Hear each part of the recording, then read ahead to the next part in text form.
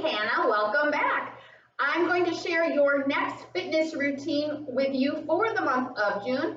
I've decided to focus on posture since you're sitting at a desk a lot. So we're going to open up the chest and strengthen that back, prevent rounding of the shoulders and the upper back. We're also going to work the full body with these exercises with an emphasis on the core. So let's go ahead and get started. You're going to need a chair, some sort of ball. I know you guys have a lot of sports balls around the house, so just grab something around the size of a soccer ball. You need a set of 3 dumbbells and a set of 5s. So we're actually going to get started in the chair using our body weight. So we're going to have our shoulders over the hips, knees over the heels. Now I usually tell people to have the best posture they can have with those shoulders back and chest out. So we want to do right now. Belly button to the spine, and now we're going to go into that worst posture you possibly could. So you're going to bring those shoulders forward into that nice concave position here. Actually, that's not so nice. Now we're going to drop those shoulders back and stick the chest out, squeeze the shoulders, and then draw the chin and eyes up. Stretching up that neck, bringing the chin back down to the chest, and then going back into that concave position. Feel how you're using that core as you open up that chest and bring those shoulders back. That's what you should be feeling at your desk. You're using that core to draw those shoulders back and sit tall in your chair. While you're seated at your desk, you want to make sure that those shoulders are over the hip bones, knees are over your heels. Give me 15 more seconds.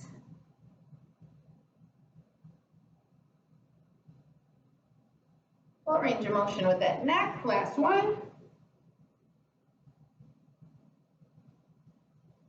And relax. Now we're going to grab that sports ball and a set of 5 dumbbells. You may want to start with the 3s. So we're going to place the ball behind our back, between your back and the chair. It should be right behind the belly button. And this is another great option that you can incorporate into your day.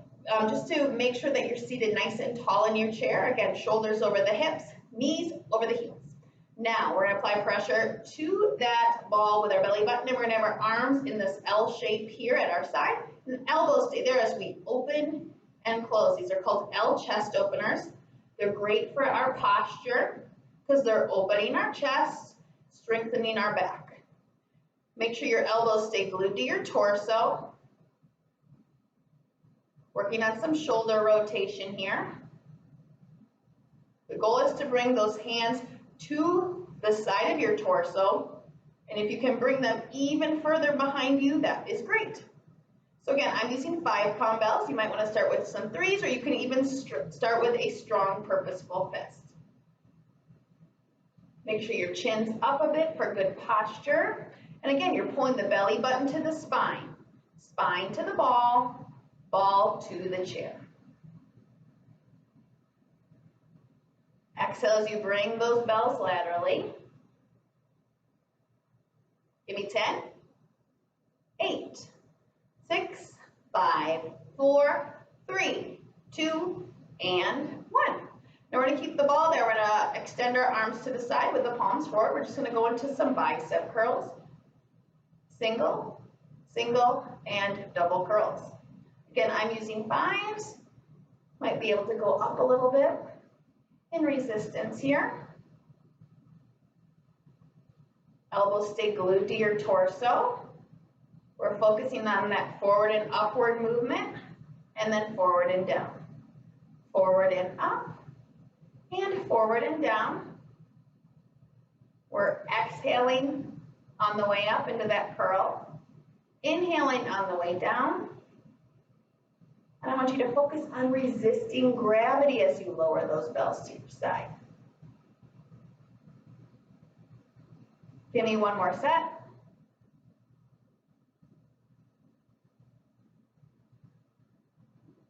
And relax. Now we are done with the ball. You can put that somewhere safe. And then we're going to go to the chair for some modified tricep dips. So we're going to start in the chair, seated on our hands, wrapping the hands around the front of your chair. Hips behind the knees, knees over the heels. And we're gonna walk ourselves out, keeping the shoulders over the hips. And then we're gonna bend at the elbows. Elbows come straight back as you lower the hips straight down. And then we're coming straight up till the hips are behind the knees. Again, elbows back and straighten up. Inhale down, exhale up. Notice how my knee stays over my heels, my shin and my calf aren't moving, and those hips are coming straight down and straight up. Give me 3 more, and then we're taking a seat. 2, last 1, and take a seat. Now you're actually done with that chair, so you can put that off to the side so you have more space. And we are going to head to the floor for a core exercise. So, I want you to first perfect your B-sit, and then I'm going to show you an exercise that's more advanced called the hundreds. So we're going to have the legs extended. Knees are up a bit, so there's space between the knees and the floor. Arms are out parallel to the mat. And then you want to bring those shoulders back, keeping the torso and the back straight. Want to make sure those shoulders aren't rounding like this. We want to draw the chin up with the eyes up. Squeezing those shoulder blades together. Now, if this is too easy for you today, you can also elevate the legs, shin and calf parallel to the mat, using the core a little more. Make sure the shoulders aren't rounding. Draw the shoulders back, the chin up, the eyes up. Use the core to come to a seated position in 5, 4, 3, 2, 1, and return to the seated position. Now the more advanced version of that V-sit is called hundreds. I just want to show you that quickly. Same position here, drawing the shoulders back, the chin and the eyes up. We're going to elevate the legs so that the shin and the calf are parallel to the floor, and then we're going to pump those arms up and down as we lean back with the shoulders. Chin up, eyes up to take pressure off the upper back. And the more you lean back, the more it should cause you to engage your core. Give me 5, 4, 3, 2, 1, and sit nice and tall. If that is too challenging for you, you can also start with hundreds with your heels rested on the floor, and then you want that space between the knees and the mat. So give that a try, see what works for you and what your starting point is. Now we're going to go on our hands and knees. We're going to go into the bird dog crunch. This is a balance and coordination exercise that's going to really work your core. So we want the knees nice and wide as your base of support, palms under the shoulders. We're going to reach opposite arm, opposite leg like we're doing the bird dog, but then we're going to bring the elbow and the knee together under the belly button. Again, full extension. And then bring it in as best as you can. It's okay if those limbs aren't touching, but I want you to make sure that you're challenging your balance, challenging the core. Inhale, add extension. Exhale on the return. Give me 5 more. 4, 3, 2, breathe in and out. Now we're going to bring those knees wide, hands wide again, belly button to the spine, engaging the core. We're extending the opposite arm, opposite leg, and then returning underneath the belly button. Again, chin is to the chest so that your neck is in a neutral position, so you should be looking down at the mat. Your foot should be flexed, and you're pushing that heel straight behind the rear. Give me 5 more. Last 4. After this, we're going on our back. 3, 2, and 1. Relax. Now let's go on our back. We're going to work the legs and the core next. This is a body weight exercise. And we're going to have our arms out to our side while we're on our back. This is called marching feet. So your arms are out wide to a T position with your palms facing the ground. We're going to have the feet hip width apart.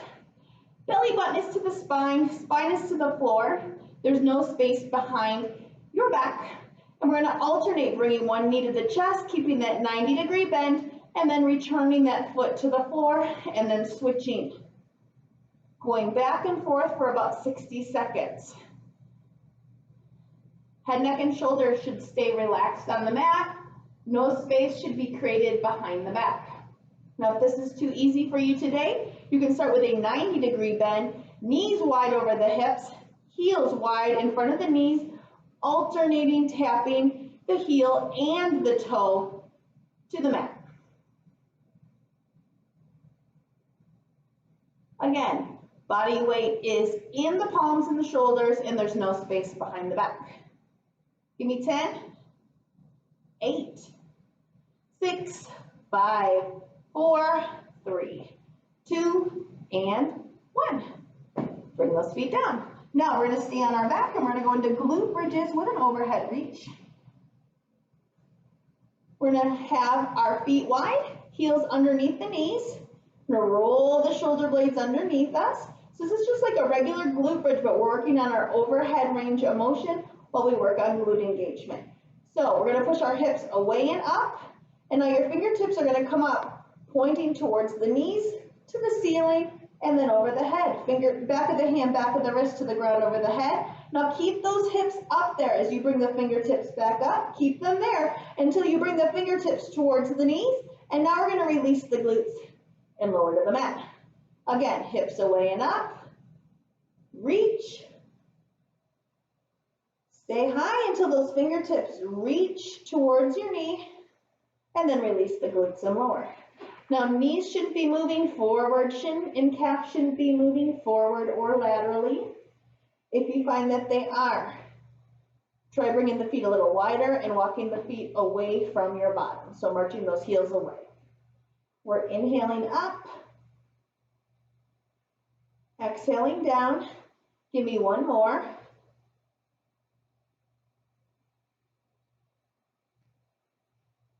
And relax. Now we're going to stay on our back. We're going to go into the dead bug. This is a thinking exercise. I don't want you to get frustrated with it, but it's going to work the shoulders, the legs, and the core. So our legs are at 90 degrees, knees over the hips, heels in front of the knees, arms are fully extended at the ceiling. Now we're going to keep our right hand at the ceiling as we bring the left arm over the head and extend the right leg. Then we're going to come back to center. And now left hand stays there as you extend opposite arm, opposite leg. Most often than not, that opposite hand is going to want to move with the leg. So one hand is going to want to come back while the other comes forward. That's okay. Okay, we're working on a full overhead range of motion while we work the legs and the core. There is no space behind the back as you pour that core to the floor. That heel comes about an inch off the mat. The knees return wide over the hips. Now, if this is too challenging today, you're going to keep that 90-degree bend like we did with marching feet. And you're going to tap the heel and the toe to the floor. Lots of thinking going on. Give me 10, 8, 6, 5, 4, 3, 2, and 1. Bring those limbs down. Now we're going to grab our bells. I'm going to use 5s. You may also want to use something a little lighter. We're going to go into alternating leg lifts with a reverse slide. So we're going to extend the legs, point the toes. You want to soft bend it in the knees. Now we're going to have our elbows at 90 degrees. We're going to bring one leg up and all the way down, and then switch and down. Now we're going to do a reverse fly, bringing the bells together, soft bend in those elbows, and then come back down with the elbows to your side. Again, one leg up and down. Don't let that create space behind the back. Press up over the chest and pull apart, elbows come wide. Those knuckles are out to the side, palms are into center with this one, so there's a little different rotation here than with the chest press. Head, neck, and shoulders shouldn't lift off the mat. There should be no space behind the back, and those knees should stay softly bent to take pressure off the hamstrings.